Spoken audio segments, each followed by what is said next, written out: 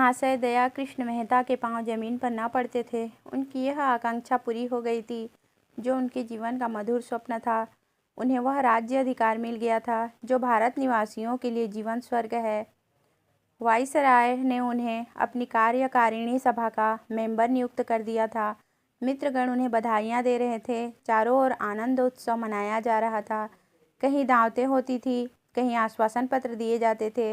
वह उनका व्यक्तिगत सम्मान नहीं, राष्ट्रीय सम्मान समझा जाता था। अंग्रेज अधिकारी वर्ग भी उन्हें हाथों हाथ लिए फिरता था। महाशय दया कृष्ण लखनऊ के एक सुविख्यात बैरिस्टर थे। बड़े उदार हृदय, राजनीति में कुशल तथा प्रजाभक्त थे। सदैव सार्वजनिक कार्यों में तल्लीन रहते थे। समस्त देश में शासन का ऐसा निर्भय, तत्वान्वेषी, ऐसा निष्पृह सगालोचक न था और न प्रजा का ऐसा सूक्ष्मदर्शी, ऐसा विश्वसनीय और ऐसा सुहृदय बंधु। समाचार पत्रों में इस नियुक्ति पर खूब टीकाएं हो रही थी। एक ओर से आवाज़ आ रही थी, हम गवर्नमेंट को इस चुनाव पर बधाई नहीं दे सकते। दूसरी ओर के लोग कहते थे, यह सरकारी उदारता और प्रजाहित चिंता का सर्वोत्तम प्रमाण है।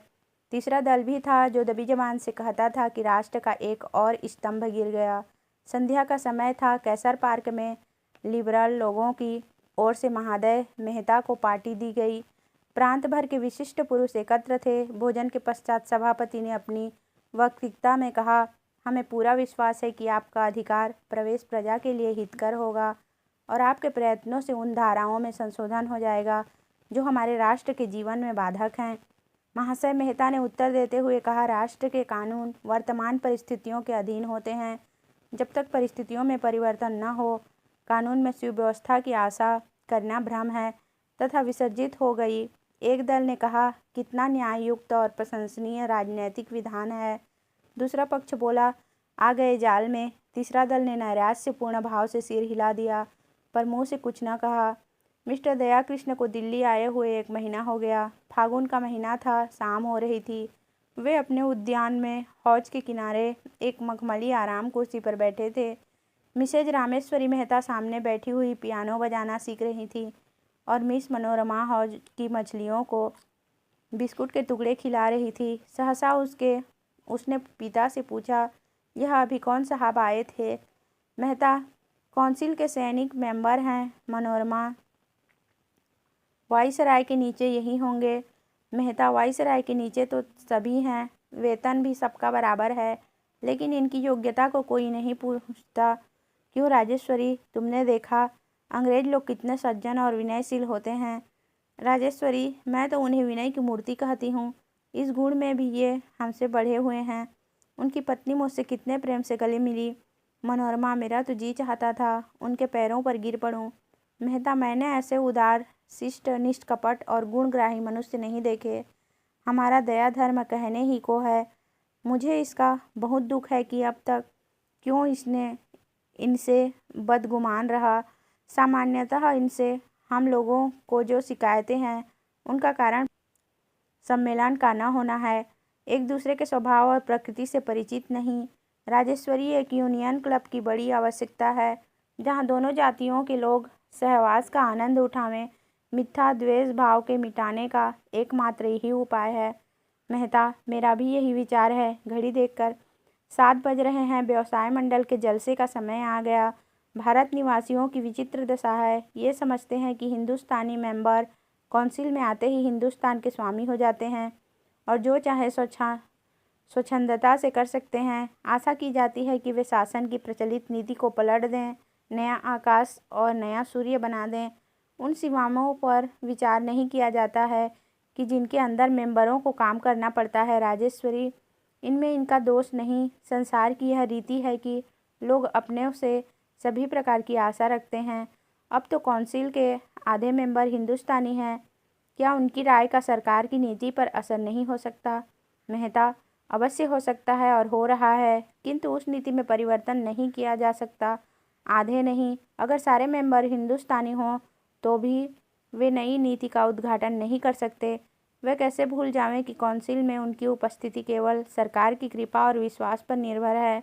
उसके अतिरिक्त वहां आकर उन्हें आंतरिक अवस्था का अनुभव होता है और जनता की अधिकांश शंकाएं असंगत प्रतीत होने लगती हैं। पद के साथ उत्तरदायित्व का भारी बोझ भी सिर पर आ पड़ता है। किसी नई नीति की सृष्टि करते हुए उनके मन में यह चिंता उठनी स्वाभाविक है कि कहीं उसका फल आशा के विरुद्ध न हो। यहाँ वस्तुतः उनकी स्वाधीनता नष्ट हो जाती है। उन लोगों से मिलते हुए भी झिझकते हैं जो पहले इनके सहकारी थे, पर अब अपने उच्च श्रृंखल विचारों के कारण सरकार की आंखों में खटक रहे हैं। अपनी वक्तृताओं में न्याय और सत्य की बातें करते हैं और सरकार की नीति को हानिकर समझते हुए भी उसका समर्थन करते हैं। जब इसके प्रतिकूल वे कुछ कर ही नहीं सकते तो इसका विरोध करके अपमानित क्यों बने। इस अवस्था में यही सर्वोचित है कि शब्द आडंबर से काम लेकर अपनी रक्षा की जाए। और सबसे बड़ी बात यह है कि ऐसे सज्जन उदार नीतिज्ञ शुभचिंतकों के विरुद्ध कुछ कहना या करना मनुष्यत्व और सद्व्यवहार का गला घोटना है। यह लो मोटर आ गई, चलो व्यवसाय मंडल में लोग आ गए होंगे। ये लोग वहाँ पहुँचे तो करतल ध्वनि होने लगी। सभापति महोदय ने एड्रेस पढ़ा जिसका निष्कर्ष यह था कि सरकार को उन शिल्प कलाओं की रक्षा करनी चाहिए जो अन्य देशीय प्रतिद्वंदिता के कारण मिटी जाती है। राष्ट्र की व्यावसायिक उन्नति के लिए नए नए कारखाने खोलने चाहिए और जब वे सफल हो जावें तो उन्हें व्यावसायिक संस्थाओं के हवाले कर देना चाहिए। उन कलाओं की आर्थिक सहायता करनी भी उसका कर्तव्य है जो अभी शैशवावस्था में हैं, जिससे जनता का उत्साह बढ़े। मेहता महोदय ने सभापति को धन्यवाद देने के पश्चात सरकार की औद्योगिक नीति की घोषणा करते हुए कहा, आपके सिद्धांत निर्दोष हैं किंतु उनको व्यवहार में लाना नितांत दुस्तर है। गवर्नमेंट आपको सम्मति प्रदान कर सकती है लेकिन व्यावसायिक कार्यों में अग्रसर बनना जनता का काम है। आपको स्मरण रखना चाहिए कि ईश्वर भी उन्हीं की सहायता करता है जो अपनी सहायता आप करते हैं। आप में आत्मविश्वास, औद्योगिक उत्साह का बड़ा अभाव है। पग पग पर सरकार के सामने हाथ फैलाना अपनी अयोग्यता और अकर्मण्यता की सूचना देना है। दूसरे दिन समाचार पत्रों में इस वक्तव्य पर टिकाएं होने लगी।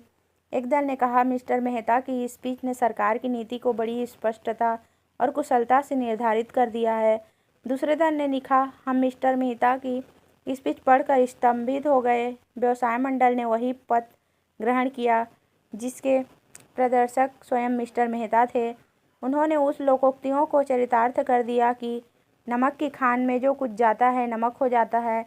तीसरे दल ने लिखा, हम मेहता महोदय के इस सिद्धांत से पूर्णतः सहमत हैं कि हमें पग पग पर सरकार के सामने दीन भाव से हाथ न फैलाना चाहिए। यह वक्तव्य उन लोगों की आंखें खोल देगी जो कहते हैं कि हमें योग्यतम पुरुषों को काउंसिल में भेजना चाहिए। व्यवसाय मंडल के सदस्यों पर दया आती है जो आत्मविश्वास का उपदेश ग्रहण करने के लिए कानपुर से दिल्ली गए थे। चैत का महीना था, शिमला आबाद हो चुका था। मेहता महाशय अपने पुस्तकालय में बैठे हुए पढ़ रहे थे कि राजेश्वरी ने आकर पूछा, ये कैसे पत्र है? मेहता, यह आय व्यय का मसविदा है, आगामी सप्ताह में काउंसिल में पेश होगा। उनकी कई मदें ऐसी हैं जिन पर मुझे पहले भी शंका थी और अब भी है। अब समझ में नहीं आता कि इस पर अनुमति कैसे दूं। यह देखो, 3 करोड़ रुपए उच्च कर्मचारियों की वेतन वृद्धि के लिए रखे गए हैं। यहाँ कर्मचारियों का वेतन पहले से ही बढ़ा हुआ है, इस वृद्धि की ज़रूरत ही नहीं। पर बात जबान पर कैसे लाऊं? जिन्हें इससे लाभ होगा वे सभी नित्य के मिलने वाले हैं। सैनिक व्यय में 20 करोड़ बढ़ गए हैं। जब हमारी सेनाएं अन्य देशों में भेजी जाती है तो विदित ही है कि हमारी आवश्यकता से अधिक हैं। लेकिन इस मत का विरोध करूं तो काउंसिल मुझ पर उंगलियां उठाने लगे। राजेश्वरी, इस भय से चुप रह जाना तो उचित नहीं। फिर तुम्हारे यहाँ आने से ही क्या लाभ हुआ? मेहता, कहना तो आसान है पर करना कठिन है। यहाँ जो कुछ आदर सम्मान है सब हाँ हुजूर में है। वायसराय की निगाह जरा तिरछी हो जाए तो कोई पास न पटके, नक्कू बन जाऊं। यह लो राजा भद्र बहादुर सिंह जी आ गए। राजेश्वरी, शिवराजपुर कोई बड़ी रियासत है? मेहता, हाँ, 15 लाख वार्षिक से कम आय न होगी और फिर स्वाधीन राज्य है। राजेश्वरी, राजा साहब मनोरमा की ओर बहुत आकर्षित हो रहे हैं। मनोरमा को भी उनसे प्रेम होता जान पड़ता है। मेहता, यह संबंध हो जाए तो क्या पूछना, यह मेरा अधिकार है जो राजा साहब को इधर खींच रहा है। लखनऊ में ऐसे सुअवसर कहाँ थे? वह देखो, अर्थ सचिव मिस्टर काक आ गए। काक, मेहता से हाथ मिलाते हुए, मिसेज मेहता, मैं आपके पहनावे पर आसक्त हूँ। खेद है हमारी लड़कियां साड़ी नहीं पहनती। राजेश्वरी, मैं तो अब गाउन पहनना चाहती हूँ। काक, नहीं मिसेज मेहता, खुदा के वास्ते यह अनर्थ न करना। मिस्टर मेहता, मैं आपके वास्ते एक बड़ी खुशखबरी लाया हूँ। आपके सुयोग्य पुत्र अभी आ रहे हैं या नहीं? महाराज भिंद उन्हें अपना प्राइवेट सेक्रेटरी बनाना चाहते हैं। आप उन्हें आज ही सूचना दे दें। मेहता, मैं आपका बहुत अनुग्रहित हूँ। काक, तार दे दीजिए तो अच्छा हो। आपने काबुल की रिपोर्ट तो पढ़ी होगी। हिज मैजेस्टी अमीर हमसे संधि करने के लिए उत्सुक नहीं जान पड़ते। वे बेलशेविकों की ओर झुके हुए हैं। अवस्था चिंताजनक है। मेहता, मैं तो ऐसा नहीं समझता। गत शताब्दी में काबुल को भारत पर आक्रमण करने का साहस भी नहीं हुआ। भारत ही अग्रसर हुआ। हाँ, वे लोग अपनी रक्षा करने में कुशल हैं। काक, लेकिन क्षमा कीजिएगा, आप भूल जाते हैं कि ईरान, अफगानिस्तान और बोल्शेविक में संधि हो गई है। क्या हमारी सीमा पर इतने शत्रुओं का जमा हो जाना चिंता की बात नहीं? उनसे सतर्क रहना हमारा कर्तव्य है। इतने में लंच जलपान का समय आया। लोग मेज पर जा बैठे। उस समय घुड़दौड़ और नाट्यशाला की चर्चा ही रुचिकर प्रतीत हुई। मेहता महोदय ने बजट पर जो विचार प्रकट किए, उनसे समस्त देश में हलचल मच गई। एक दल उन विचारों को देववाणी समझता था, दूसरा दल भी कुछ अंशों को छोड़कर शेष विचारों से सहमत था, किंतु तीसरा दल वक्तृता के एक एक शब्द पर निराशा से सिर धूनता और भारत की अधोगति पर रोता था। उसे विश्वास ही न आता था कि ये शब्द मेहता की जबान से निकले होंगे। मुझे आश्चर्य है कि गैर सरकारी सदस्यों ने एक स्वर से प्रस्तावित व्यय के उस भाग का विरोध किया है जिस पर देश की रक्षा, शांति, सुदशा और उन्नति अवलंबित है। आप शिक्षा संबंधी सुधारों को, आरोग्य विधान को, नहरों की वृद्धि को अधिक महत्वपूर्ण समझते हैं। आपको अल्प वेतन वाले कर्मचारियों का अधिक ध्यान है। मुझे आप लोगों के राजनीतिक ज्ञान पर इससे अधिक विश्वास था। शासन का प्रधान कर्तव्य भीतर और बाहर की अशांतिकारी शक्तियों से देश को बचाना है। शिक्षा और चिकित्सा, उद्योग और व्यवसाय गौण कर्तव्य हैं। हम अपनी समस्त प्रजा को अज्ञान सागर में निमग्न देख सकते हैं। समस्त देश को प्लेग और मलेरिया में ग्रस्त रख सकते हैं। अल्प वेतन वाले कर्मचारियों को दारुण चिंता का आहार बना सकते हैं। कृषकों को प्रकृति की अनिश्चित दशा पर छोड़ सकते हैं, किंतु अपनी सीमा पर किसी शत्रु को खड़े नहीं देख सकते। अगर हमारी आय संपूर्णतः देश रक्षा पर समर्पित हो जाए तो भी आपको आपत्ति न होना चाहिए। आप कहेंगे, इस समय किसी आक्रमण की संभावना नहीं है। मैं कहता हूँ, संसार में असंभव का राज्य है। हवा में रेल चल सकती है, पानी में आग लग सकती है, वृक्षों में वार्तालाप हो सकता है, जड़ चैतन्य हो सकता है। क्या ये रहस्य नित्य प्रति हमारी नज़रों से नहीं गुजरते? आप कहेंगे, राजनीतिज्ञों का काम संभावनाओं के पीछे दौड़ना नहीं, वर्तमान और निकट भविष्य की समस्याओं को हल करना है। राजनीतिज्ञों के कर्तव्य क्या है, मैं इस बहस में नहीं पड़ना चाहता, लेकिन इतना तो सभी मानते हैं कि पथ्य औषधि सेवन से अच्छा होता है। आपका केवल यही धर्म नहीं कि सरकार के सैनिक व्यय का समर्थन करें, बल्कि यह मंतव्य आपकी ओर से पेश होना चाहिए। आप कहेंगे कि स्वयं सेवकों की सेना बढ़ाई जाए। सरकार को हाल के महासंग्राम में इसका बहुत ही खेदजनक अनुभव हो चुका है। शिक्षित वर्ग विलास प्रिय, साहसहीन और स्वार्थ सेवी है। देहात के लोग शांति प्रिय, संकीर्ण हृदय, मैं भीरू न कहूँगा, और गृह सेवी हैं। उनमें वह आत्मत्याग कहाँ, वह वीरता कहाँ, अपने पुरखों की वह वीरता कहाँ? और शायद मुझे यह याद दिलाने की ज़रूरत नहीं कि किसी शांतिप्रिय जनता को आप 2-4 वर्षों में रणकुशल और समर प्रवीण नहीं बना सकते। जेठ का महीना था, लेकिन शिमले में न लू की ज्वाला थी और न धूप का ताप। महाशय मेहता विलायती चिट्ठियाँ खोल रहे थे। बालकृष्ण का पत्र देखते ही फड़क उठे, लेकिन जब उसे पढ़ा तो मुखमंडल पर उदासी छा गई। पत्र लिए हुए राजेश्वरी के पास आए। उसने उत्सुक होकर पूछा, बाला का पत्र आया? मेहता, हाँ, यह है। राजेश्वरी, कब आ रहे हैं? मेहता, आने जाने के विषय में कुछ नहीं लिखा, बस सारे पत्र में मेरी जाति द्रोह और दुर्गति का रोना है। उसकी दृष्टि में मैं जाति का शत्रु, धूर्त, स्वार्थ, अंध, दुरात्मा सब कुछ हूँ।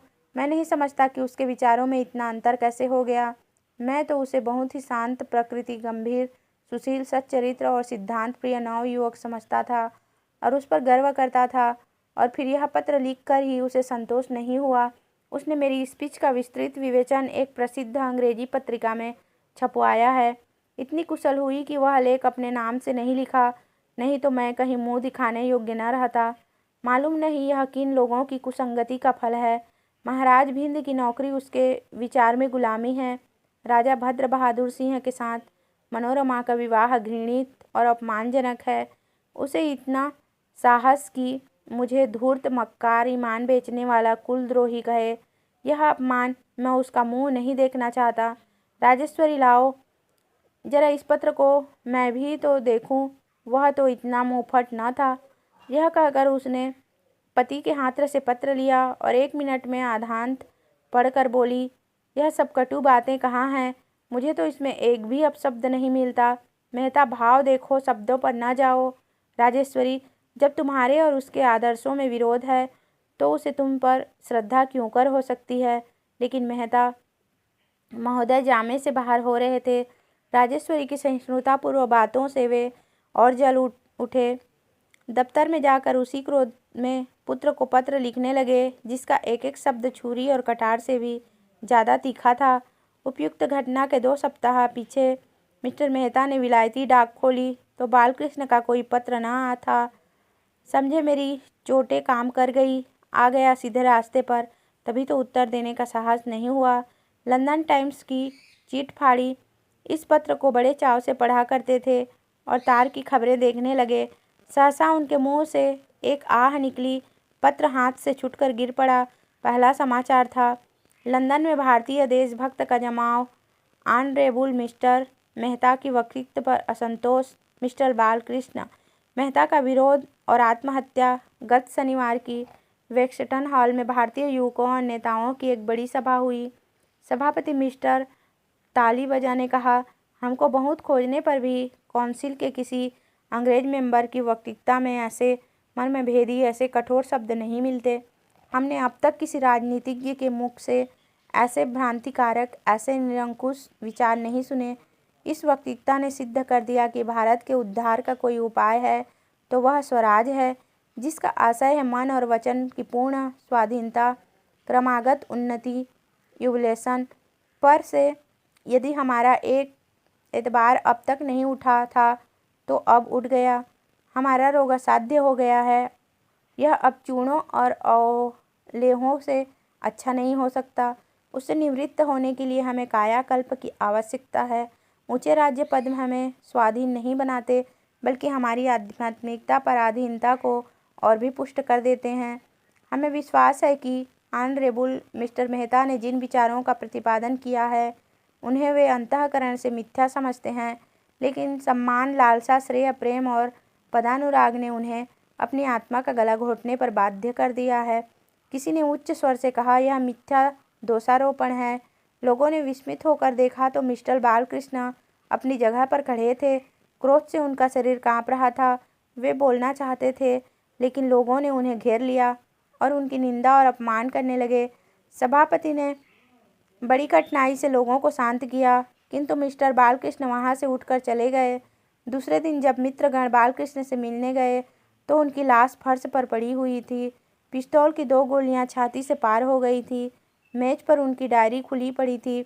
उस पर ये पंक्तियां लिखी हुई थी, आज सभा में मेरा गर्व दलित हो गया। मैं यह अपमान नहीं सह सकता। मुझे अपने पूज्य पिता के प्रति ऐसे कितने ही निंदा सूचक दृश्य देखने पड़ेंगे। इस आदर्श विरोध का अंत ही कर देना अच्छा है। संभव है मेरा जीवन उनके निर्दिष्ट मार्ग में बाधक हो। ईश्वर मुझे बल प्रदान करे।